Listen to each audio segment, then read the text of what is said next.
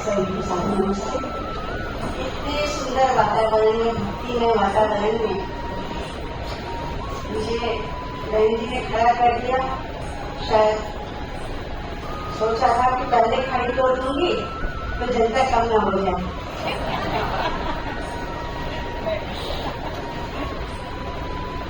आप अनुभूति एक ऐसी संस्था है जो कि काव्य में है, कविता के माध्यम से पूरे राष्ट्र को उन्नत करने का एक सूत्र में बांधने का प्रयास कर रही है। मैं कवित्री तो नहीं हूँ, लेकिन हाँ, कविता सुनने में बहुत ज्यादा रुचि रखती हूँ। मैं एक अच्छी श्रोता जरूर हूँ। अपने वक्तव्य को प्रारंभ करने से पहले मैं आप सभी से निवेदन करूंगी, आप सभी मिलकर के मेरे साथ 3 बार ओम का उच्चारण करेंगे।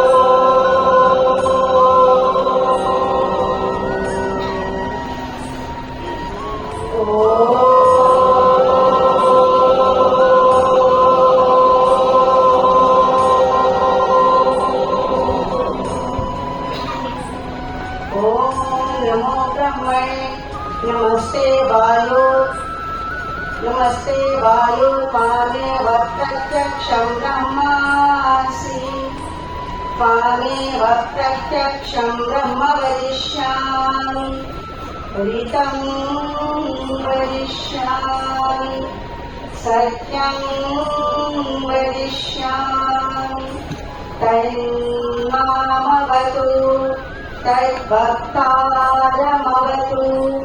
अवतु माम्, अवतु भक्तारम्। ओम शांति शांति शांति।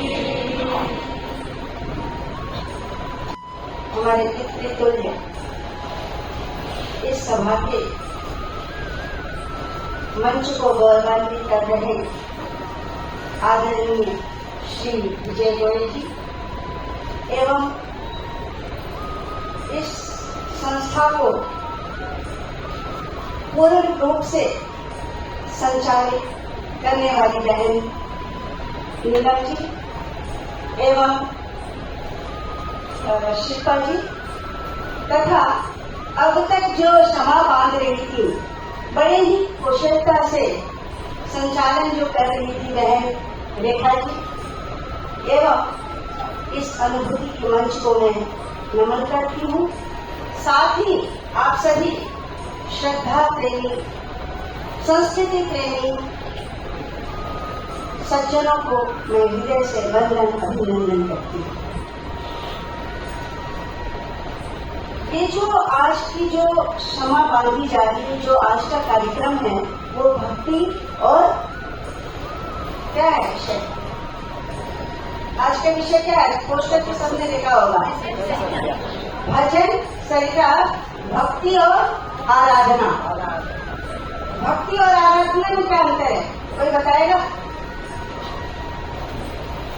भक्ति और आराधना 2 बातें कही है ना। सीधी और सरल भाषा में यदि समझते हैं, मुझे बहन ने मना किया था भाषण मत देना। आराधना करना कब? आराधना करना कब?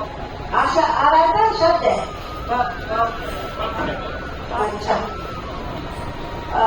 भक्ति मीन्स जैसे कोई बच्चा अपने एग्जाम की तैयारी करता है ना, तो कितना पुरुषार्थ करता है अपने अच्छे मार्क्स को पाने के लिए, वैसे ही प्रभु को पाने के लिए जो प्रयत्न हम लोग करते हैं उसको क्या कहते हैं? भक्ति कहते हैं।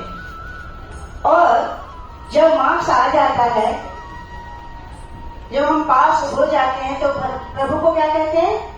धन्यवाद करते हैं। उसको क्या कहते हैं? आराधना। ये भक्ति और आराधना एक जीवन को ऊर्जा देती है, शक्ति देती है।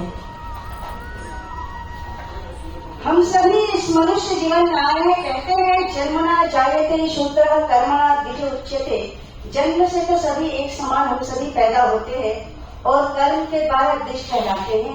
हम धीरे धीरे जैसे जैसे कर्म करते हैं, जैसे जैसे हमारे जीवन में परिवर्तन होता है, वैसे वैसे हम अपने व्यक्तित्व को निखारते हैं। दुनिया में 3 सत्ताएं हैं। कितनी? 3। कौन कौन सी? कोई बताएगा हाथ उठा के? केवल मीनाक्षी उठा रही है। मैं बता देता हूँ। एक भैया पीछे उठा रहे। 3 सत्ताएं हैं, ईश्वर, जीव और प्रकृति। कौन सी है? ईश्वर, जीव और प्रकृति। ईश्वर के पास क्या है? सत है, चित्त है और आनंद है।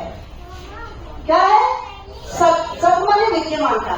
ईश्वर है ये सभी मानते हैं ना, चेतनता है ये सभी मानते हैं, और आनंद है। और जीव के पास क्या है?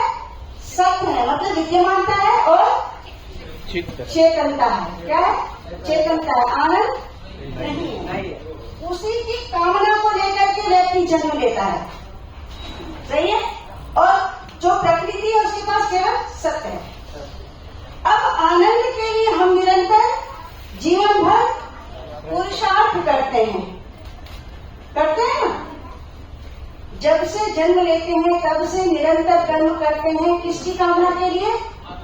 आनंद की कामना के लिए। लेकिन हम आनंद कहाँ ढूंढते हैं? वस्तुओं में ढूंढते हैं, पदार्थों में ढूंढते हैं, धन संपत्ति में ढूंढते हैं। अब इस विषय को थोड़ा सा समझने का प्रयास करेंगे नीलम जी की भाषा में। संस्कृत में बताऊंगी मैं।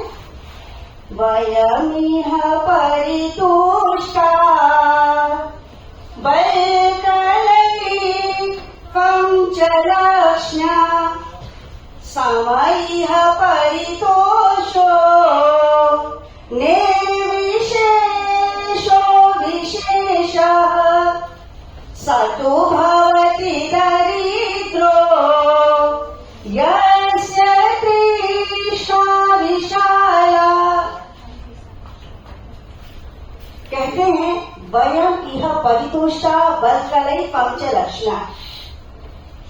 एक मुनि राजा से कहते हैं, हे राजन, मैं पत्तों से बने हुए वस्त्रों को पहनकर संतुष्ट हूँ।